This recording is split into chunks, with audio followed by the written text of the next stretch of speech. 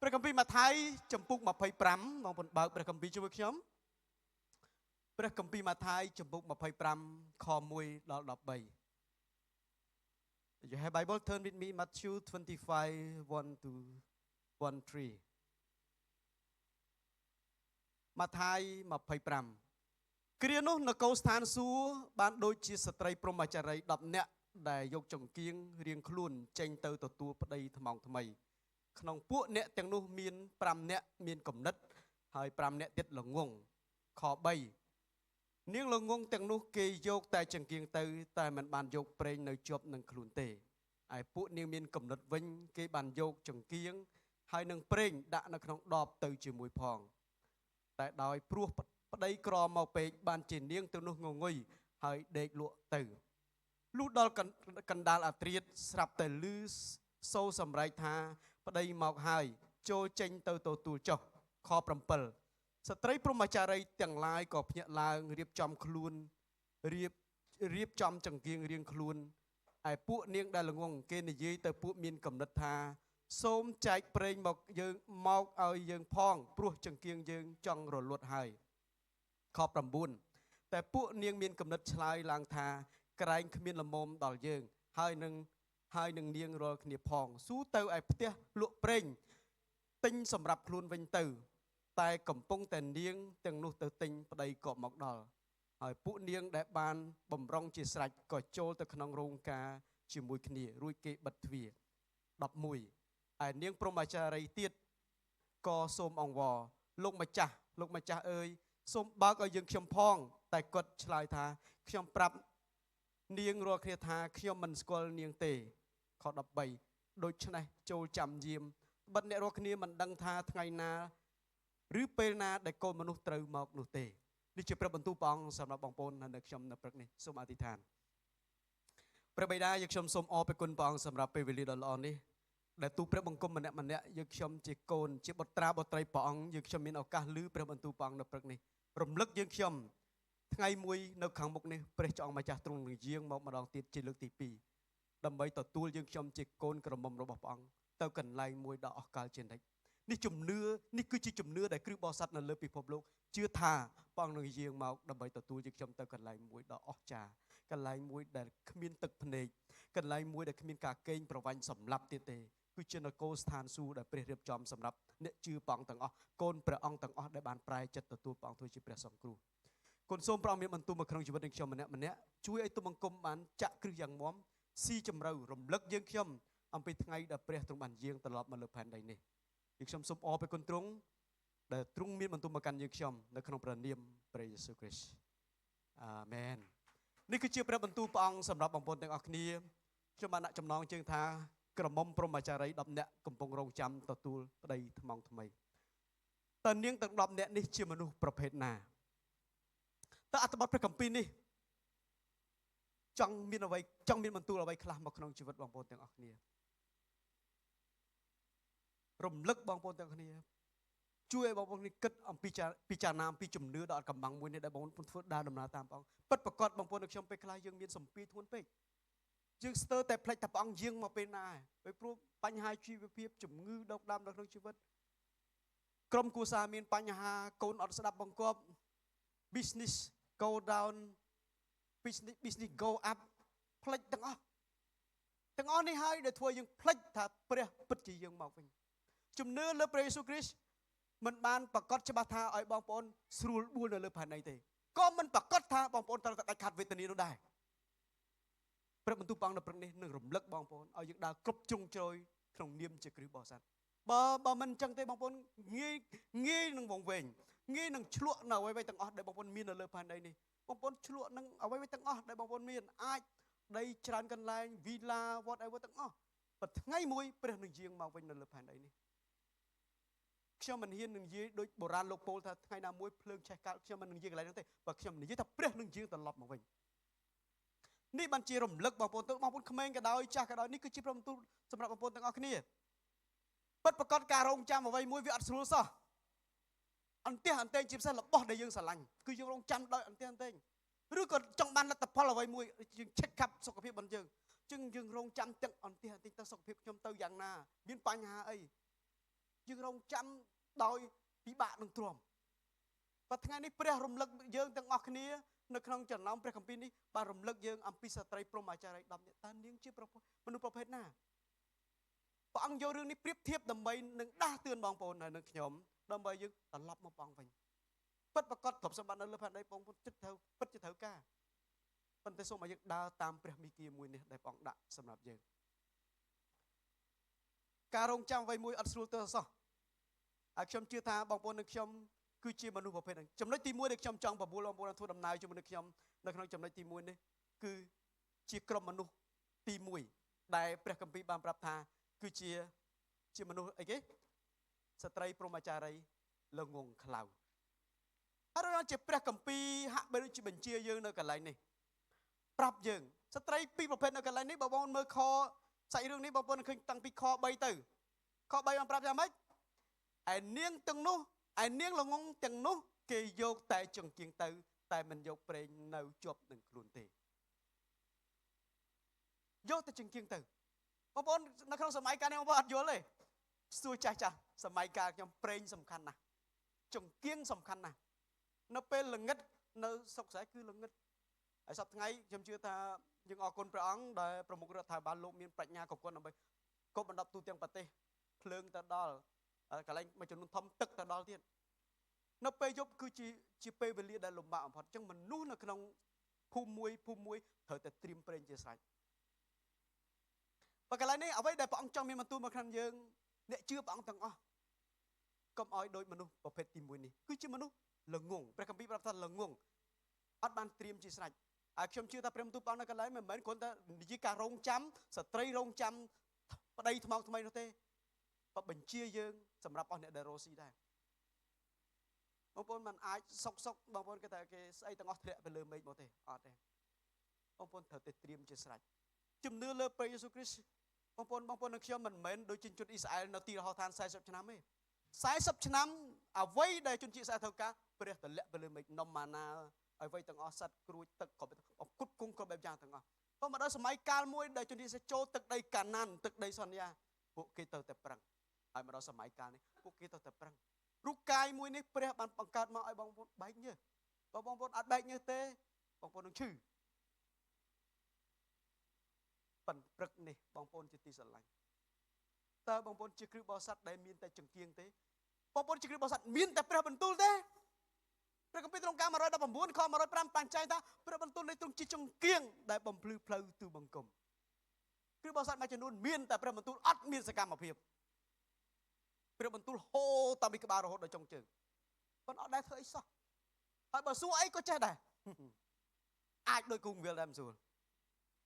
ស្អីក៏ចេះដែរប៉ុន្តែឲ្យគាត់ទៅអនុវត្តគឺអត់ចេះអីទល់តែសោះស្ដាប់ទៅហាក់ដូចជាលុកលៃ good idea ប៉ុន្តែដល់ពេលអនុវត្តភាពជាស្ដែងគឺអត់មានទល់តែសោះ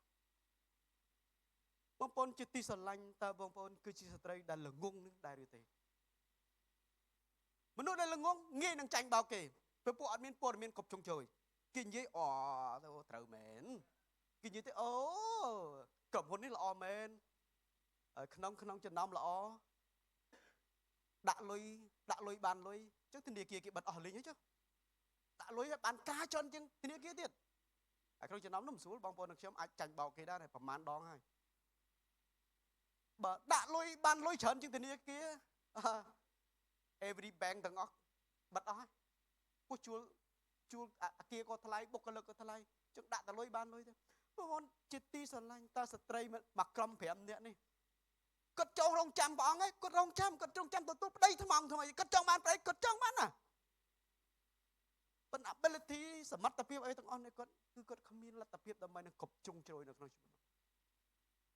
ចឹងជាគ្រូបរិស័ទបងប្អូន slot ពេកខ្លះងាយគេបោកបងប្អូនពិតប្រកបបងប្អូនព្រះគម្ពីរប្រាប់ថាបងប្អូនជាជាមដូច slot ពិតប្រកបខ្ញុំបានជួបអ្នក business កាលពី15ឆ្នាំមុនក្នុងចំណោមនោះមាន2នាក់គង់វិលទាំង2នាក់ businessman គាត់ស្ដីឲ្យពួកយើងហ្មងតែឯង pastor អ្នកឯងល្ងងឯងចាញ់បោកគេរហូតគេនិយាយក្តីស្រឡាញ់តិចបាក់ស្រូបតែម្ដងទុកចិត្តគេអ្នកធ្វើស៊ីក៏អត់និយាយចឹងទេអ្នកឯងយល់ព្រម agreement បដិបមីដៃសញ្ញាលីលាក់ជាអសហ្មងអូខេ you okay I am okay ចាញ់បោកគេ ដោយសារយើងអត់មានពលមានគ្រប់ជុំជួយត្រឡប់មកកន្លែងនេះស្ត្រី5អច្ឆរិយ5នាក់ដែលល្ងងនេះមានទាំងអស់រូបសម្បត្តិក៏មានចង្គៀងក៏មានប៉ុន្តែអត់មានប្រេងមានតែព្រះបន្ទូលព្រះអង្គតិចទៀតខ្ញុំនឹងនិយាយបន្តទៅវគ្គទី2ទៀតខ្ញុំចង់ឲ្យបងប្អូនមើលព្រះបន្ទូលព្រះអង្គសម្រាប់អ្នកដែលមានបំណងចង់សាច់រឿងនេះទាក់ទងទៅនឹងអ្នករ៉ូស៊ីទាក់ទងនឹងអ្នកធ្វើអាជីវកម្មហើយព្រះគម្ពីរបានប្រាប់ថាអ្នកចង់និយាយថាល្ងងធ្វើដូចម្នាក់យើងដឹងល្ងងនោះល្ងងអត់ដឹងតែខ្លួនល្ងងទេដឹងតែខ្លួនឯងឆ្លាតបើអាក្រក់ហើយមានបញ្ហាបំផុតនោះគឺយល់តែខ្លួនឯងច្រឡំតែខ្លួនឯងឆ្លាតទៀតបងប្អូនមើលព្រះគម្ពីរជាមួយម៉ាថាយចំពោះ25ដដែលខ14ទៅខ្ញុំនឹងអានឲ្យលឿនហើយខ្ញុំនឹងបញ្ជាក់នៅក្នុងសាច់រឿងនេះម៉ាថាយ25ខ14បានចែងថាត្បិតដំណើរនោះបែបដូចជាមនុស្សម្នាក់ដែលរៀបចេញពីស្រុកទៅគាត់បានហៅពួកបាវមកប្រគល់ទ្រព្យខ្លួនទុកនឹងគេឲ្យបានប្រាក់ទៅម្នាក់5000ម្នាក់ទៀត2000ហើយម្នាក់ទៀត1000គឺឲ្យគ្រប់គ្នាតាមតម្រេះគេរៀងៗខ្លួនខ16អ្នកនោះទទួល5000ក៏យក5000ជួញបានចំណេញ5000ទៀតខ17ហើយអ្នកដែលទទួល2000គាត់ក៏ធ្វើដូច្នេះដែរក៏បានចំណេញ2000ទៀតតែអ្នកដែលទទួលបាន1000វាទៅជីកដីកប់ប្រាក់របស់ចៅវាយវិញខ19បងស្ដាប់យូរក្រោយមកចៅវាយនោះក៏មកដល់ត្រឡប់មកវិញគិតបញ្ជីនឹងគេ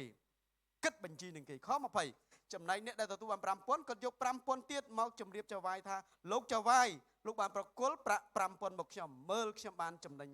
5000ខ21ចៅវាយនិយាយទៅថាប្រពៃហើយបាវល្អស្មោះត្រង់អើយឯងមានចិត្តស្មោះត្រង់នឹងត្រួតរបស់បន្តិចនេះដូច្នេះអញនឹងតាំងឲ្យឯងត្រួតលើរបស់ជាច្រើនទៀតចូលឯងប្រកបដោយសេចក្តីអំណររបស់ចៅវាយឯងចុះខ22កាលណាអ្នកបានទទួល2000បានមកដល់នោះក៏ជម្រាបថាចៅវាយលោកបានប្រគល់2000មកខ្ញុំមើលខ្ញុំបានចំណេញ2000ទៀត23ហើយចៅវាយនិយាយទៅបាវនិយាយថាប្រពៃហើយបាវល្អស្មោះត្រង់អើយឯងមានចិត្តស្មោះត្រង់នឹងត្រួតរបស់បន្តិចនេះដូច្នេះអញនឹងតាំងឲ្យឯងត្រួតលើរបស់ជាច្រើនទៀតចូលឲ្យឯងប្រកបដោយសេចក្តីអំណររបស់ចៅវាយឯងចុះ24បងប្អូនហើយអ្នកដែលទទួលបាន1000វាក៏ចូលមកជម្រាបលោកចៅវាយថាលោកចៅវាយខ្ញុំនឹងថាលោកជាមនុស្សតឹងរឹងណាស់លោកច្រូតនៅកន្លែងដែលមិនបានសាបព្រោះហើយប្រមូលនៅកន្លែងមិនបានអ៊ំផងខ25ដូច្នេះខ្ញុំនឹងខ្លាចក៏ទៅកប់ប្រាក់1000នោះទុកនៅក្នុងដីគឺខ្ញុំសូមប្រគល់របស់លោកជូនលោកវិញ26ហើយចៅវាយក៏ឆ្លើយថាបាវអាក្រក់ហើយខ្ជិលច្រអូសអើយបើឯងដឹងថាអញច្រូតនៅកន្លែងដែលមិនបានសាបព្រោះហើយប្រមូលនៅកន្លែងដែលមិនបានអ៊ំនេះគឺជាព្រះបន្ទូលព្រះអង្គសម្រាប់បងប្អូន5នាក់ដែលល្ងងមានតែចង្គៀងចង់ចំណេញចង់បានស្វាមីចង់ទទួលការរងចាំដូចគ្នាបើខ្ញុំលើករឿងឧទាហរណ៍មកថាយតមកកន្លែងនេះចង់បញ្ជាក់ពីមនុស្សពីរប្រភេទ5000 2000ហើយនឹង1000អ្នកទាំងពីរនៅខាងលើនោះគឺព្រះគម្ពីរបានប្រាប់ថាបានទទួលការសរសើរឲ្យបន្ថែមដាក់ទុនបន្ថែមទៀត100%ពីលើថែមទៀតបាទទី3គាត់ដឹងថាព្រះអង្គច្រូតនៅកន្លែងឲ្យបានសាបព្រោះគាត់ដឹងច្បាស់ហ្មងច្បាស់គាត់ឲ្យហ៊ានទៅរកស៊ីទេហើយមិនស្រួលអាចនៅក្នុងបងប្អូននេះអាចនៅក្នុងខ្ញុំដែរណាអត់ហ៊ានទាំងអស់អញ្ចឹងកប់ទៅយ៉ាងហោចក៏បានដើមត្រឡប់ទៅវិញដែរព្រះអង្គស្ដីឲ្យគាត់ប៉ៅអាក្រក់បងប្អូនពេលខ្លះមកខ្លាយព្រះបង្កើតបងប្អូនមាន ability សមត្ថភាពលទ្ធភាពអំណោយទានដែលខុសពីមនុស្សធម្មតាបងប្អូនអាចធ្វើបានច្រើនបើបងប្អូនខ្ជិលព្រះគម្ពីរថាបងប្អូនខ្ជិលបាវអាក្រក់ហើយខ្ជិលច្រអូសអើយបងប្អូនពេលវេលាបងប្អូនខ្លីណាស់ខ្ញុំជម្រាបបងប្អូនថាខ្លីណាស់បងប្អូនប្រឹងឲ្យអស់ពីសមត្ថភាពប្រតិភិបបងប្អូនមានប៉ុន្តែមិនមែនបានតែគ្មានពេលសម្រាប់ប្រពន្ធតាមកូនតាមអត់ទេត្រូវតែមានពេលកំណត់មកដល់ត្រូវតែមានពេល relax ជាមួយគ្នារវល់ទៅណាក៏ដោយយ៉ាងហោចបុណ្យទានមួយឆ្នាំ3ដងនេះ on the way with family enjoy whatever យើង spend សម្រាប់ family អាហ្នឹងល្អបើព្រះគម្ពីរបានប្រាប់ស្ដីឲ្យម្នាក់នេះគឺគាត់ល្ងងតែម្ដងចឹងបងប្អូនជំនួយព្រះយេស៊ូវអញ្ចឹងបងប្អូនណាបើអត់ចំណេញប៉ុន្តែមិនប្រកាសតែជំនួយបងប្អូនទាំងអស់ជោគជ័យអញ្ចឹងទេតែខ្ញុំនិយាយច្រើនដងសម្រាប់អ្នកមានអាជីវកម្មបងប្អូនបើអត់ចេះទទួលភាពខកចិត្តទេមិនបាច់ទៅរកស៊ីទេព្រោះការរកស៊ីនេះវាអត់ដូចបំណង 100% ទេ អត់សោះតែម្ដងមិនខ្ញុំទៅផ្សំគុំគ្នាយ៉ាងហោចក៏បានកត្រកផ្លែឈើមួយលុយដង្វាយមួយចំនួនហ្នឹងអត់ទេគឺបងប្អូនពេលដាក់ទៅផ្លុងទៅម្ដងជិះបងប្អូនត្រៀមជាស្រេចនៅពេលនោះមកដល់ជើងព្រះគម្ពីរបានបង្រៀនយើងនៅចំណុចទី1តាមរយៈស្ត្រីព្រហ្មចារី10នាក់នេះដែលល្ងងនេះកុំមានតែព្រះបន្ទូលព្រះអង្គកុំមានតែចង្គៀងនៅក្នុងត្រង់ការ119ខ15ស្អីក៏ព្រះបន្ទូលហូរដូចទឹកសួរអីក៏ចេះដែរប៉ុន្តែទៅអនុវត្តអត់ហ៊ានសោះមកចង់រស់ស៊ីធ្វើការក៏អត់ហ៊ានដែរបាទខ្លាចខាតទាំងអស់នឹងអាចនៅក្នុងពុទ្ធជឿបានជាគ្រឹះបរិស័ទបងប្អូននៅក្នុងស្រុកខ្មែរបានយើងគេនិយាយពួកគ្រឹះបរិស័ទគេនិយាយពួកអាមែនណាពួកអាមែននោះគ្មានចេះរស់ស៊ីអីទេគេដាក់ងារយើងអញ្ចឹងមកដោយសារយើងអត់ហ៊ានទៅរស់ស៊ីយើងដឹងថាព្រះអង្គគុតគង់ព្រះអង្គគុតគង់បងប្អូនមានឱកាសធ្វើការអង្គការសម័យកាលយើង the best ហ្មងមនុស្សនោះមានសមត្ថភាពហើយប៉ុន្តែសម័យកាលនេះបងប្អូនធ្វើការនៅអង្គការអត់ទាន់ចូល rank ដែរគេទេទៅបងប្អូនមានអាជីវកម្មអានេះបានចូល rank បងគេហើយបងប្អូនធ្លាប់ជោគជ័យបរាជ័យទៀតអានោះបានអស្ចារ្យទៀតប៉ុន្តែថ្ងៃនេះខ្ញុំប្រមូលបងប្អូនពិចារណាបើព្រះគម្ពីរមានបន្ទូលមកកាន់បងប្អូននៅព្រឹកនេះតាមរយៈ3សាច់រឿងនេះ5000 2000ហើយនៅ1000នេះតើបងប្អូនអាចថាព្រះអង្គអត់សូវឲ្យទុំបង្គំនៅកន្លែងណាមួយក្នុងចំណោមទាំង3ហ្នឹងឬក៏ព្រះអង្គឲ្យទុំបង្គំឲ្យលើសគេដោយទុំបង្គំមានឱកាសបង្ហូរព្រះពរទៅអ្នកដទៃកុំគន់ទៅយកតែខ្លួនឯងមនុស្សដែលត្រឹមតែយកតែខ្លួនឯងព្រះអង្គអត់ឲ្យទេបងប្អូនជឿខ្ញុំចាស់ពួកព្រះអង្គចង់ឲ្យបងប្អូនមានលទ្ធភាពសមត្ថភាពដើម្បីបងប្អូនអាចបង្ហូរទៅអ្នកដទៃបានជួយដល់អ្នកខ្វះខាតបានជួយដល់មហាបេសកកម្មរបស់ព្រះជាម្ចាស់បាននេះគឺជាព្រះបន្ទូលសម្រាប់អស់អ្នកដែលបងប្អូនដែលមានអាជីវកម្មឬក៏គិតអំពីអាជីវកម្មឲ្យខ្ញុំនិយាយទៅកាន់លោកអូនកុំឲ្យឆ្លក់នៅអ្វីដែលបងប្អូនធ្វើនេះកុំគិតថាអូខេដាក់ទៅដឹងឲ្យចំណេញដាក់ឆ្លក់នៅកន្លែងនេះគ្រោះថ្នាក់គឺបើសិនជាច្រើនឆ្លក់នឹងព្រះបន្ទូលព្រះអង្គអត់រោស៊ីនឹងគ្រោះថ្នាក់ដែរអានព្រះបន្ទូលព្រះអង្គវាស់ល្ងាចហើយខ្ញុំជឿទាំងអស់បងប្អូនត្រូវតែប្រយ័ត្ននៅកន្លែងនេះអានព្រះបន្ទូលព្រះអង្គរហូតដល់ផ្លេចការងារខ្លួនឯងត្រូវតែបានលិននៅក្នុងជីវិតរបស់យើងអធិដ្ឋានគ្រប់ពេលខ្ញុំយល់ព្រមឲ្យបងប្អូនអធិដ្ឋានកម្ពស់អធិដ្ឋានអត់ចាំបាច់បិទភ្នែកទេបងប្អូនអធិដ្ឋានគ្រប់ពេល24ម៉ោងបងប្អូនអធិដ្ឋានជាពេលណាអធិដ្ឋានពេលនេះនៅកន្លែងណាដែលបងប្អូនអត់ចេញបងប្អូនអធិដ្ឋានពេលនោះបានអត់តលចាំបាច់លូតជង្គង់ទៅកន្លែងមួយស្ងប់ស្ងាត់ទេព្រះអង្គអត់ដែលទីមទៀតតែចិត្តបងប្អូននៅមួយព្រះអង្គ24ម៉ោងហ្នឹងពិតប្រកបដល់ពេលបញ្ហាមកដល់បងប្អូនអាចសក្កលិងមកវ៉ាល់នេះជារឿងសាមញ្ញបងប្អូនទេព្រះគម្ពីរមិនតពមៀនដល់ក្រុមជំនុំមួយនៅក្នុងកន្លែងនេះទៀតពួកគេជាមនុស្សប្រភេទម៉េចហើយបាត់ជាព្រះអង្គពមៀនពួកគេទេសានិកខ្សែទី2ចំពុក3ខ10លោកប៉ូលពមៀនក្រុមជំនុំនេះថាកាលយើងខ្ញុំនៅជាមួយនឹងអ្នករាល់គ្នានោះក៏ផ្ដាំទៅថាបើអ្នកណាមិនចង់ធ្វើការនោះមិនត្រូវឲ្យនោះបរិភោគផងព្រះគម្ពីរនិយាយ clear បងប្អូនច្បាស់ទៅកាន់ក្រុមជំនុំឡងគឺឲ្យពួកគេប្រឹងធ្វើការពួកនៅក្នុងហេតុបានមានខនេះពីពួកមានក្រុមមួយចំនួនជឿថាព្រះកំពុងយើងមកហើយយើងមកចឹងរកស៊ីទៅអីទៅដេកវិហារហ្មងទេមានណាបងប្អូននេះអានកពីហើយអនុវត្តតែមួយជ្រុងហ្នឹងខ្ញុំថា66កាន់មិនព្រមមើលឲ្យអស់ពេលដែលព្រះមានបន្ទូលមកកាន់កន្លែងនេះគឺព្រះអង្គនិយាយតាំងតែ2000ឆ្នាំមុនមកព្រះអង្គត្រៀមឲ្យមនុស្សទាំងអស់ព្រះគម្ពីរបងប្អូនមើលថៃមកថៃ29មកថៃ24ព្រះប្រាប់សញ្ញាថាត្រូវមានអីកាត់ឡើងនៅខាងមុខនោះមានរញ្ជួយដៃមានសង្គ្រាមសាសមួយទល់នឹងសាសមួយជំងឺអាសន្នមានន័យថាជាសាញសញ្ញាមួយដែលព្រះត្រូវយាងមកថាពេលណាឲ្យប្រកបបងអត់និយាយទេបើកាពីទេសានិកនិយាយទៀតរហូតដល់បងប្រាប់ថាបងយាងមកដូចជាចោលមានន័យថាអត់ឲ្យអ្នកដឹងទាំងអស់ពេលដំណឹងល្អលឺកប់ជុំជ្រោយបងយាងមកតែម្ដងដើម្បីយកកូនព្រះអង្គទៅចាំបងមើលព្រះបន្ទូលព្រះអង្គឲ្យមកចត់នៅក្នុងជីវិតបងប្អូនមិនអាចមើលតែបើជ្រុងហើយអនុវត្តហើយប្រមូលគេអនុវត្តអស់មួយជីវិតកន្លែងហ្នឹងទេអត់ទេចឹងលោកប៉ូលនិយាយទៅកាន់ក្រុមជំនុំនៅកន្លែងនេះបើបងប្អូនមានសមត្ថភាពលទ្ធភាពធ្វើការបងប្អូនប្រឹងឲ្យអស់ដើម្បីបងប្អូនមានឱកាសរួមចំណែកកន្លែងណាមួយដែលបងប្អូនអាចធ្វើបានចុះស្ត្រីព្រហ្មចារីនៅកន្លែងនេះ5នាក់នៅកន្លែងនេះគាត់មានព្រះគាត់មានគាត់ចង់បានស្វាមីគាត់ចង់បានព្រោះគាត់មានតែព្រះបន្ទូលព្រះអង្គគាត់អាចបានត្រៀមអីទាំងអស់ព្រះគម្ពីរប្រាប់គាត់ថាលើងងហើយមិនស្រួលអាចនៅក្នុងបងប្អូននឹងខ្ញុំចំណុចទី2ដែលខ្ញុំចង់ប្រមូលបងប្អូនធ្វើដំណើរជាមួយនឹងខ្ញុំជាចំណុចមួយដែលបងប្អូនត្រូវតែដឹងក្រុមស្ត្រីទី2គឺរងចាំដោយមានគំនិតពាក្យមួយដែលពេញយ៉ាងនេះពេញដោយប្រាជ្ញាព្រះគម្ពីរប្រាប់ថាម៉េចមិនមែនត្រឹមតែ និយាយតើតងទៅនឹងចង្គៀងប៉ុណ្ណោះខ4ឯពួកនាងមានកំណត់វិញគេយកទាំងចង្គៀងហើយនឹងប្រេងដាក់នៅក្នុងដបទៅជាមួយនេះជាព្រះបន្ទូលព្រះ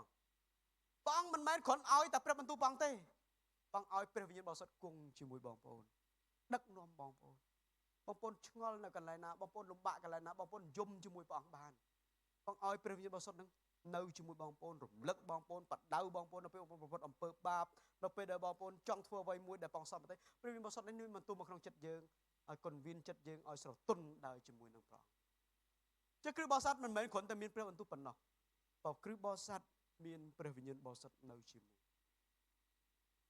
ដែលរំលឹកយើងសូនចិត្តបនយើងឆ្នៃបនយើងចឹងនៅពេលដែលព្រះវិញ្ញាណបរិសុទ្ធព្រះអង្គមានបន្ទូលទៅកាន់នរណាម្នាក់មិនថាដោយព្រះបន្ទូលព្រះអង្គឬក៏ដោយសំឡេងណាមួយឬក៏ដោយមនុស្សណាមួយ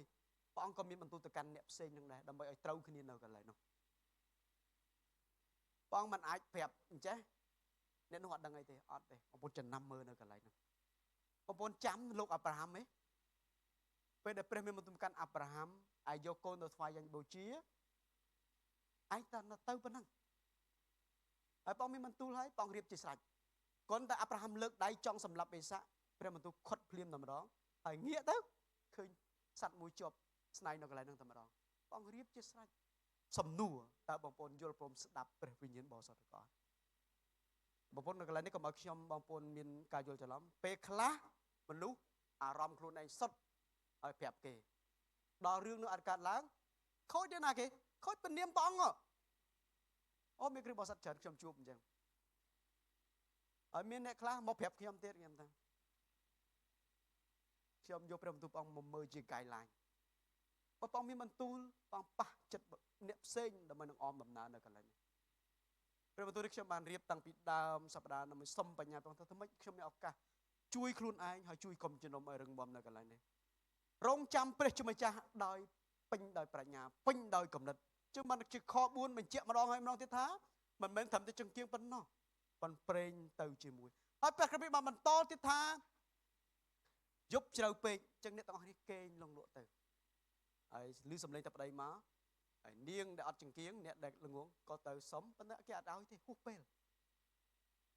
បញ្ជាការងារបនមនុស្សបងប្អូនត្រូវតែ preparation ទៅរៀបចំជាស្រេចអត់អាចសុកឲ្យគេបត់យើងតាម100ដឺក្រេទេមិនអាចទេបងប្អូនជាអ្នកដឹកនាំ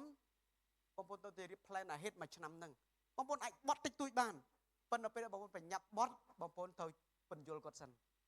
ស្ដាប់ខ្ញុំកុំអាលនិយាយទាំងអស់ស្ដាប់មកខ្ញុំតិចខ្ញុំអ្នកទទួលខុសត្រូវបត់ទេពួកយើងដឹងថាបើយើងអត់បត់វាគ្រោះថ្នាក់នៅកមុខបងប្អូនក៏មានអាចមានបុគ្គលិកតែមិនអាចបត់បានទេពុះ plan វាអញ្ចឹងបើយើងជា CEO ជា owner ខ្ញុំអ្នកទទួលខុសត្រូវសាលានេះខ្ញុំទទួលខុសត្រូវបើមានការខ្ញុំទទួលខុសត្រូវបើខាតខ្ញុំសងគេនឹងបត់តាមបងប្អូនចាំចប់បងប្អូនមានឱកាសបញ្យល់ប្រាប់គេបងប្អូនពេលខ្លះដំណើរជីវិតរបស់យើងពេលយើងខ្វះព័ត៌មានខ្វះ information យើងភ័ន្តច្រឡំគ្នាយើងយល់ច្រឡំគ្នាគ្រប់បែបយ៉ាងណាបើព្រះគម្ពីរនៅកន្លែងនេះស្ត្រីព្រហ្មចារីដែលមានកំណត់នេះគឺមិនមែនត្រឹមតែចង្គៀងទេមិនមែនត្រឹមតែព្រះបន្ទូលទេពេញដោយព្រះវិញ្ញាណបរិសុទ្ធដែលព្រះគម្ពីរបានបន្តយើងនៅក្នុងកូរិនថូសខ្សែទី1ចំពុក12ខ8បើសិនជាបងប្អូនមានព្រះបន្ទូលហើយមានព្រះវិញ្ញាណបរិសុទ្ធដែលដឹកនាំបងប្អូនកាន់តែប្រសើរជាងមុននៅក្នុងខនេះខ្ញុំបានលើកហើយនឹងអានជូនបងប្អូនទាំងអស់គ្នាកូរិនថូសខ្សែទី1ចំពុក12ពីខ8ទៅព្រះវិញ្ញាណបរិសុទ្ធកន្លែងនេះមានផលផ្លែ9ដែលបងប្អូនមើលជាមួយខ្ញុំខ8ត្បិតទ្រង់ប្រទានដល់អ្នកខ្លះមានពាក្យសម្ដីនៃប្រាជ្ញាវាងវៃដោយព្រះវិញ្ញាណឲ្យម្នាក់ទៀតមានពាក្យសម្ដីចំណេះចេះស្ទាត់តាមព្រះវិញ្ញាណដដែលខ9ឲ្យម្នាក់ទៀតមានសេចក្តីជំនឿដោយនៅព្រះវិញ្ញាណដដែលមួយទៀតអស់ទាំងអំណោយទាននឹងអាចប្រោះឲ្យជាដោយនៅព្រះវិញ្ញាណដដែលខ10ឲ្យមួយទៀតសម្ដែងការបារមីនិងឲ្យមួយទៀតចេះអធិប្បាយឲ្យមនុស្សឲ្យទៀតចេះសង្កេតមើលវិញ្ញាណហើយមួយទៀតចេះនិយាយភាសាផ្សេងចុងក្រោយឲ្យមួយទៀតចេះបកប្រែបងឲ្យភាសាដទៃហើយបងឲ្យអ្នកមួយបកប្រែទៀតបានតែម្ដងអត់មកនិយាយលោឡាម្នាក់ឯងអ្នកផ្សេងស្ដាប់មិនបានទេបើបញ្ហាបងក្រុមជំនុំ អត់ជឿកន្លែងហ្នឹងកុំចំណុំរបៀបបុរាណគឺអត់ជឿលើភាសាដទៃអត់ជឿអីទាំងអស់ខ្ញុំនិយាយនេះខ្ញុំអត់មានទេតែខ្ញុំដឹងតែព្រះបន្ទូលមានហើយខ្ញុំធ្លាប់ជួបមនុស្សប្រភេទហ្នឹងមានបើគាត់អធិដ្ឋានបើគាត់មានអំណោយទៀតណាបងប្អូនអត់បាច់ចាំទៅរុញបងប្អូនសង្កត់បងប្អូនឲ្យដួលទេខ្ញុំឃើញនឹងភ្នែកពេលដែលយើងធ្លាប់រៀបការហើយ Edmund Zuzan ជាគ្រូកងវិល Senior Pastor បណ្ឌនិកាយមួយដែលនិកាយបុរាណបងប្អូនគាត់លើកដៃចង្អុលបងប្អូនណាខ្ពប់តែម្ដងអត់បាច់ចាំទៅរុញបងប្អូនមកហើយអត់ទេអត់និយាយទាំងអស់រុញពប់ខោកឡើងជាតែម្ដងហើយមនុស្សប្រភេទនេះមិនអាចទៅរៀនបានទេព្រះឲ្យគាត់ព្រះឲ្យគាត់ហើយបើគាត់ដើរវិញគាត់ដឹងថាវិញ្ញាណគាត់ដឹងទាំងអស់អញ្ចឹងយើងជឿព្រះអង្គលយកន្លែងហ្នឹងណាបងប្អូនកុំបដិសេធទៅកាពីអញ្ចឹងអត់ទេបងប្អូនមើលឲ្យអស់ជាពួកជំនុំព្រះអង្គជាកូនព្រះអង្គបងប្អូនត្រូវដឹងថាស្វាមីបងយើងមានអីទាំងអស់ណាបងប្អូនព្រះនៃយើងព្រះអង្គមានអីទាំងអស់បញ្ហាបងក្រុមជំនុំដឹងតែមួយជ្រុងហើយគិតតែខ្លួនឯងត្រូវតែម្ដងបើខ្ញុំអត់មានខ្ញុំអត់ជឿទាំងអស់អានោះអត់ទេព្រះប្រើយើងខុសគ្នាសំណួរបើអ្នកមាននិងអ្នកអត់មានចេះស្ដាប់គ្នាឬក៏អត់បើអ្នកខ្លះមានអំណោយទៀតនឹងអំនួតគិតតែគេអត់បរិសុទ្ធក្រុមជំនុំហ្នឹងកាត់ឡើងមិនមែនកាត់ឡើងនៅក្នុងជំនុំសុខខ្មែរទេណាក្រុមជំនុំសម័យដើមកាត់ឡើងច្រើនដងណាបងប្អូនកុំគិតទៅកាត់ឡើងក្រុមជំនុំសុខខ្មែរយើងអត់ទេកាត់ឡើងច្រើនហើយបើអ្នកដឹកនាំគេជួបគ្នាដើម្បីដោះស្រាយបានជាមានចលនាមួយឈ្មោះថាចលនាខ្ញុំចង់ភ្លេចឈ្មោះចលនាហ្នឹងបាទដែលដឹកនាំដោយ Billy Graham នៅលក្ខន្តិកៈបណ្ឌិត EAC នៅខាងក្រោយចលនាខ្ញុំភ្លេចបាទមនុស្សអញ្ចឹងណា Lausanne Switzerland okay at your country Switzerland ចលនា Lausanne គឺគេកំណត់ថាបើជឿថាព្រះសុគតហើយជឿថាព្រះបញ្ចុះក្នុងភ្នោហើយជឿថាព្រះមានបញ្ជនរស់ឡើងវិញដើរមួយគ្នាបានអត់ខ្វល់តែអ្នកឯងនិយាយនេះជាងដាច់ខាតទៅលើកដៃកុំខ្ញុំខ្លះលេងអកតែមួយទេបងប្អូនហើយពួកដែលអ្នកកញ្ចុងកញ្ចាំងអត់ចេះថ្វាយអង្គមអញ្ចឹងទេខ្ញុំអត់ចេះទេចេះតែរកវិហារណាដល់របៀបអញ្ចឹងហើយកុំខ្ញុំខ្លះគាត់ថាចេះតែស្ងប់ស្ងាត់មើលមុខក្មេងទេប៉ុន្តែចូលចិត្តស្ងប់ស្ងាត់ហើយចាស់ចាស់សក់សទៅដល់លូតជើងសរសើរព្រះអង្គហ្មងរបៀបព្រះអស្ចារ្យអញ្ចឹងឡូហ្សាននឹងបានកំណត់ជាមួយគ្នាថាកុំជំនុំត្រូវតែចេះហើយដើរជាមួយគ្នាបានបងប្អូនជាទីស្រឡាញ់ស្ត្រីព្រហ្មចារី10នាក់នៅកន្លែងនេះរងចាំព្រះជាម្ចាស់ដូចគ្នារងចាំទទួលស្វាមីដូចគ្នាទាំងអស់គ្នាបើសំណួរតើបងប្អូនជាអ្នកទី1ឬក៏ជាអ្នកទី2តែប៉ុណ្ណាបងប្អូនជឿលើព្រះបន្ទូលព្រះអង្គទេជឿលើព្រះដែលគង់ជាមួយបងប្អូនទេបងប្អូនសូមពិសោធន៍កន្លែងនេះបានខ្ញុំនិយាយទៅក្នុងកម្មជំនុំច្រើនឆ្នាំខ្ញុំថាជំនឿលើព្រះយេស៊ូវគ្រីស្ទគឺជាជំនឿដែលអាចកំបាំងហើយជឿថាព្រះគង់មកយើងហើយព្រះអង្គដឹកនាំគ្រប់ពេលវេលាបងប្អូនខ្ញុំមានក្រុមជំនុំច្រើនពីមុនអ្នកខ្លះគាត់ថាក្រុមជំនុំទៅធ្វើអញ្ចេះទៅធ្វើអញ្ចេះបានរីកចម្រើនទៅធ្វើគិតប្រាប់ខ្ញុំគ្រប់ទាំងអស់ហើយខ្ញុំគាត់តែ note ដែលខ្ញុំគាត់តែកន្លែងនេះពួកយើងគ្រួសាររបស់យើងអាចធ្វើបានគ្រួសារនេះមិនអាចធ្វើបានហើយខ្ញុំយកចំណុចល្អមកប៉ុន្តែមិនមែនគ្រប់លក្ខនោះទេវាមានចន្លោះប្រហោងដូចតែគ្នាអ្នកខ្លះមកវាម្ដងពីរដងក៏ឈប់មកក៏មានដែរដោយសារយើងអត់បានផ្ដល់ភាពកក់ក្ដៅរស់រាយទៀតម៉ត់ចត់នឹងជីវិតរបស់គាត់មិនបានឆាតស៊ូគាត់អធិដ្ឋានឲ្យគាត់អានេះជារឿងសាមញ្ញរបស់មនុស្សបើខ្ញុំត្រឡប់អញ្ជើញបងប្អូនមកកន្លែងនេះវិញតើកុំជំនុំព្រះសន្យាឬក៏ជំនុំលើពិភពលោកប្រទេសរងចាំព្រះចម្ចាស់យាងត្រឡប់មកវិញឬក៏អត់បញ្ហាគឺអត់ខ្វល់អីទាំងអស់ព្រោះបញ្ហានៅលើលោកនេះវាគ្រប់គ្រាន់ប៉ុន្តែថ្ងៃណាមួយបងនឹងយាងមកបងប្អូន ready ឬក៏អត់តែប៉ុណ្្នឹងបងប្អូនអ្នកជាពាក់ធនាគារគេចាបងអើកាន់តែយាងមកកាន់ល្អហើយខ្ញុំនិយាយទៅគាត់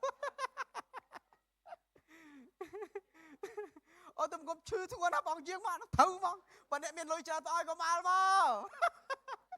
ឲ្យទុំគុំ enjoy តិចសិនមក enjoy នឹងទ្រព្យសម្បត្តិឲ្យទុំគុំមានចាយចំណាយគ្រប់បែបយ៉ាងទាំងអស់បងកុំអាល់មកបើមិនលើបងប្អូនទេទៅលើគេព្រះជាម្ចាស់បងនឹងយាងមកបងនឹងលើកបងប្អូនពេលក៏ពីទៅយ៉ូហានចំពោះ14ប្រាប់យ៉ាងច្បាស់បងទៅបងប្អូននឹងបងនឹងយាងមកបងប្អូនហើយបងនឹងជូតទឹកភ្នែកបងប្អូនអាមែនស្ត្រីរាល់គ្នាអើយបើសិនស្វាមីមិនបានជូតទឹកភ្នែកបងប្អូនទេថ្ងៃនោះបងនឹងជូតឲ្យបងប្អូនអាមែនអើបើរស់រាល់គ្នាមានអ្នកឯងធ្លាប់យកមកធ្លាប់